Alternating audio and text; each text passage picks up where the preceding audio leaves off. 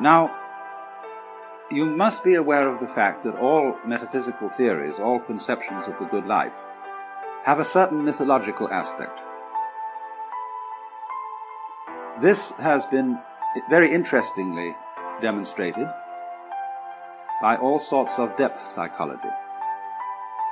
Because you see, the moment you start talking metaphysics to a psychoanalyst, he'll say, "Tell me about your mother." In other words, he suspects that all philosophical theories and religious beliefs and so on are symptoms of a certain kind of relationship between the ego and the unconscious, that they are motivated fundamentally by the unconscious, that is to say, by unconscious conditions. And so far as psychoanalysis is concerned, unconscious conditions have to do with man's canalization of psychosexual energy, otherwise known as libido. That, of course, is pure metaphysics. When a congress of psychoanalysts was asked by Sidney Hook about the Oedipus complex, he said to them, "What sort of evidence would you accept if it were presented which would make it conclusive to you that there is no such thing as the Oedipus complex?" Well, they couldn't think of any. And in the same way, you can ask a theologian, what sort of evidence would conclusively prove to you that Jesus Christ did not rise physically from the dead? I mean, if you did produce the bones of Jesus, how on earth could they be authenticated as being the veritable bones of Jesus? There's absolutely no way of thinking of any evidence that would disprove this, and then likewise there is no possible evidence that anybody could imagine that would disprove the existence of God. But there is imaginable evidence for disproving certain kinds of scientific hypotheses. That is to say, when predictions based on it don't work, we have the reasons why they don't work, and that is the evidence for the hypothesis not being true. And so people who argue from that standpoint, which also has its metaphysical basis, will always laugh at people who bring forward ideas such as that you are the only person who exists and everybody else is your dream, or that the whole universe is really one life or consciousness and that we are all aspects of it. See, there's absolutely no way of demonstrating this. So then, realize that people who adopt various theories of the world are actually mythologizing. That these myths have a certain use, even though we can't verify them. What they do is to give us a sense of the world making sense. Even if you want to insist that it's a tale told by an idiot full of sound and fury signifying nothing, there's a certain solace in that. Because when people are very wicked or very miserable, they had just assumed that the world doesn't make any sense and that there aren't really any laws and that it's just a bunch of junk rolling around in space which is going to fall apart and that'll be the end of it. And also, people who feel bitter against life would put forward that sort of view.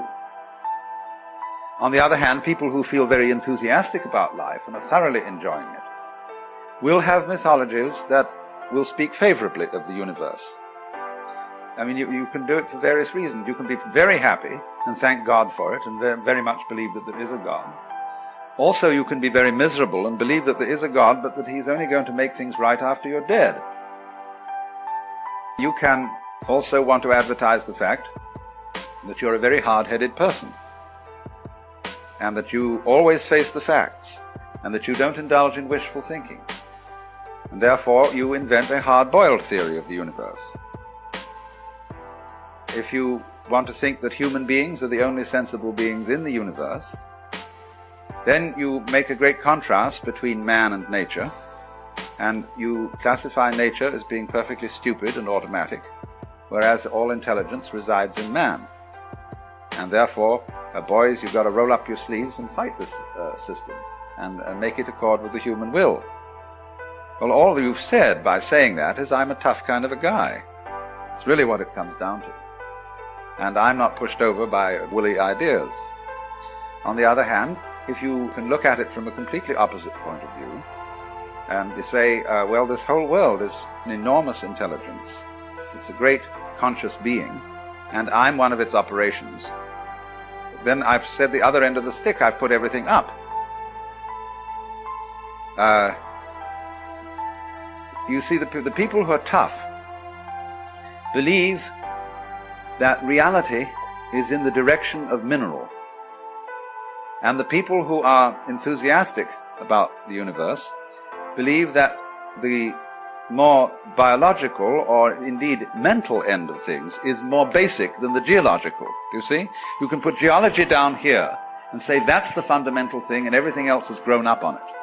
Or you can put consciousness up here and say, well, everything descended from consciousness into the domain of geology.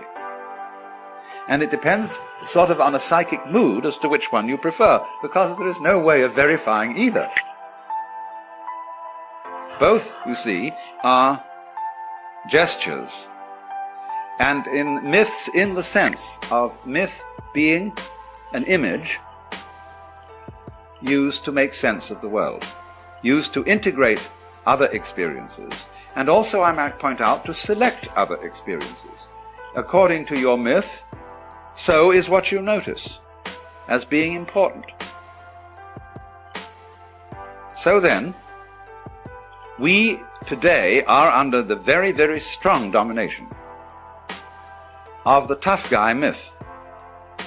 This became plausible in the 19th century and the early 20th century, at a time when Western civilization was dominating the rest of the world.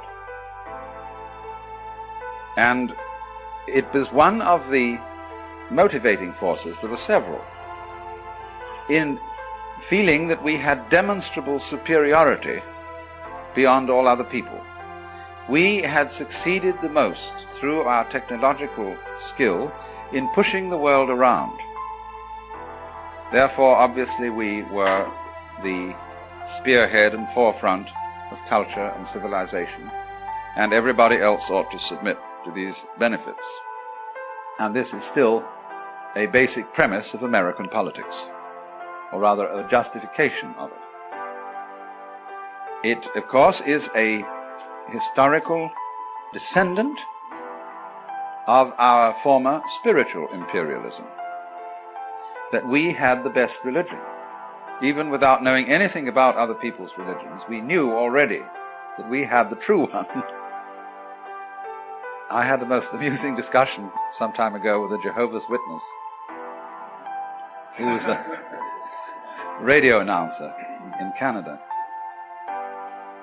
He said, don't you think if there were a God, and he really loved and was concerned for the human race, that he would provide us with an infallible textbook in which we would be able to find out the truth and know what was right and wrong? Implying, of course, that the Bible was this book. I said, oh dear me, no. A God who loved the human race would never ruin their minds with any such document. Because, after all, if you have a document which tells you what to do, you don't need to use your intelligence. Then, but he said, but it's the Bible, and the Bible is true. I said, that's your opinion. He said, my opinion? This is very, very remarkable, then, when you begin to realize how many different ways you can construe the universe. It becomes a kind of magical conjuring feat. The human mind can see its position and its total surroundings in many different ways. But this in itself says something. It's telling us something very important. You most frequently discover the very important things to be learned are never brought out directly, but are seen after a while as a consequence of a repeated kind of behavior, and very often a kind of behavior which always goes round in a vicious circle.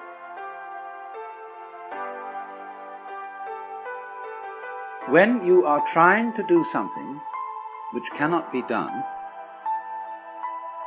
you try it in many different ways without knowing that it's all the same way.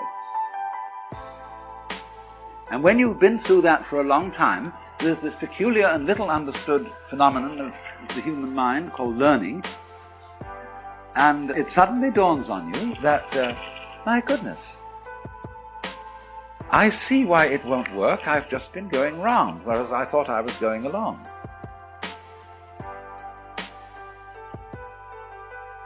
Now then the question arises,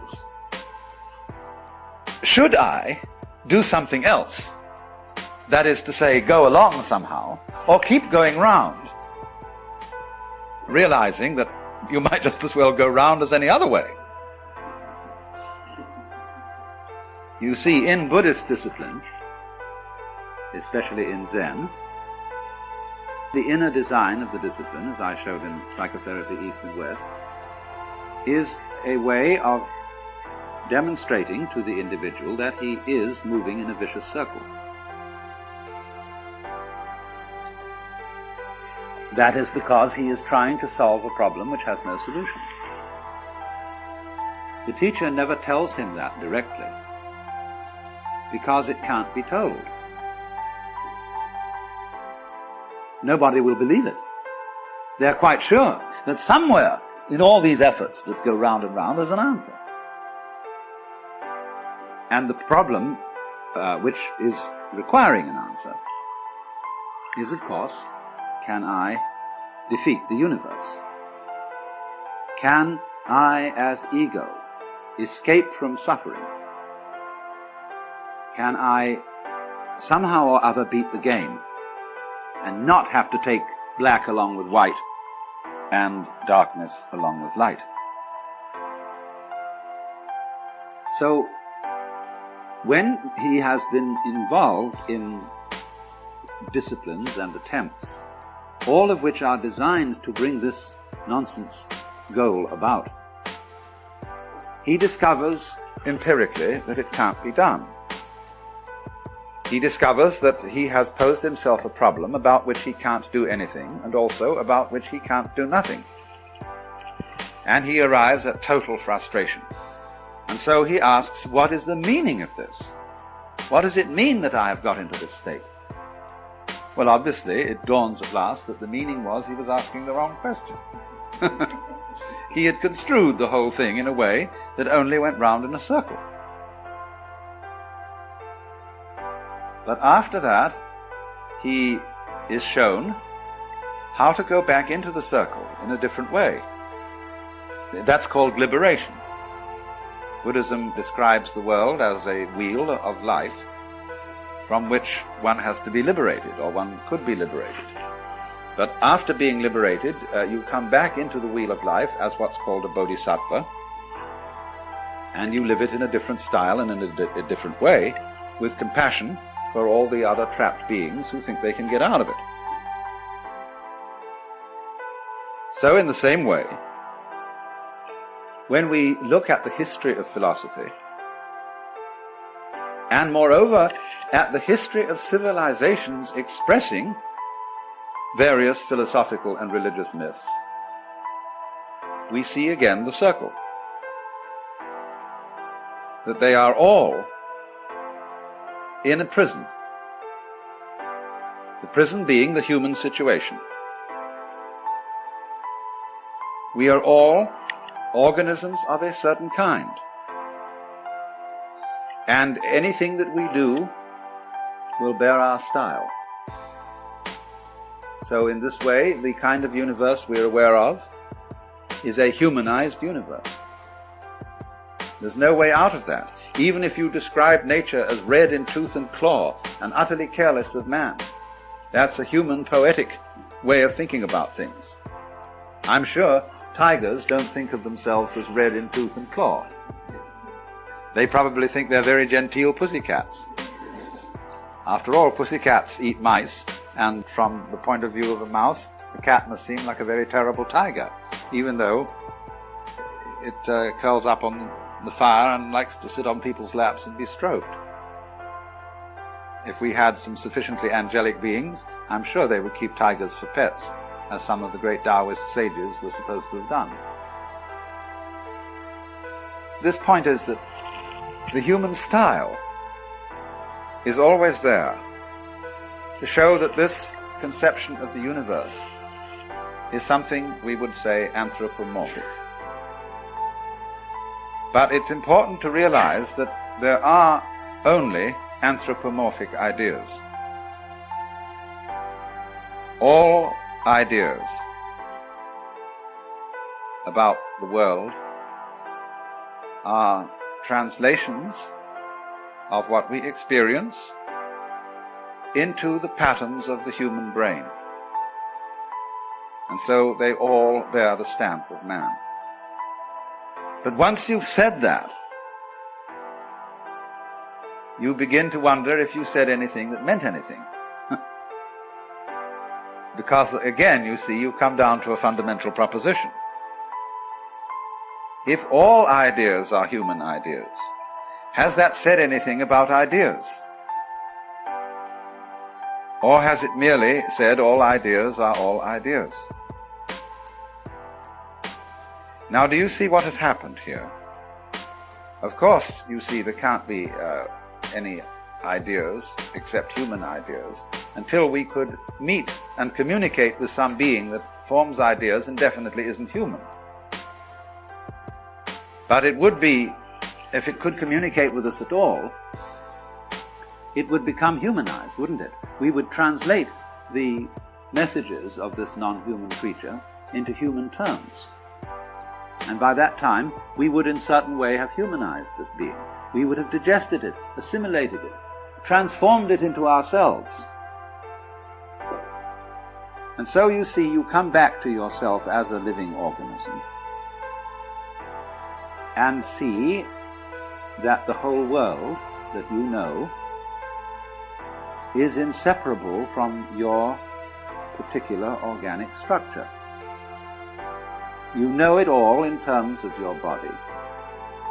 And in that sort of way, the whole world is inside you. And there is no way of knowing it otherwise.